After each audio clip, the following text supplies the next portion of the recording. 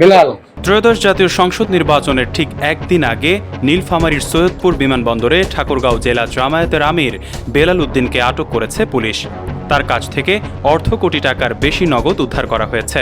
Police super Sheikh Zahidul ইসলাম জানিয়েছেন, আটক ব্যক্তি বলেছেন তার কাছে থাকা নগদ অর্থের পরিমাণ কোটি টাকার বেশি। পুলিশ এখনও সেই টাকার হিসেব পরীক্ষা করেনি। সবার উপস্থিতিতে টাকাগুলো গণনা করা হবে। স্থানীয় সূত্র জানায়, এই বিপুল নগদ অর্থ নির্বাচনের আগে বিতরণ বা অন্য কোনো উদ্দেশ্যে আনা হতে পারে। বেলাল উদ্দিনের আটক নির্বাচনকে অশান্ত করার সম্ভাব্য চেষ্টা রোধে গুরুত্বপূর্ণ ঘটনা হিসেবে ধরা হচ্ছে।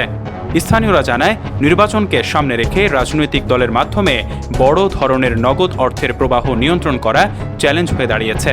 বেলাল উদ্দিনের আটক এই ধরনের প্রচেষ্টা রোধে গুরুত্বপূর্ণ ঘটনা হিসেবে বিবেচিত হচ্ছে।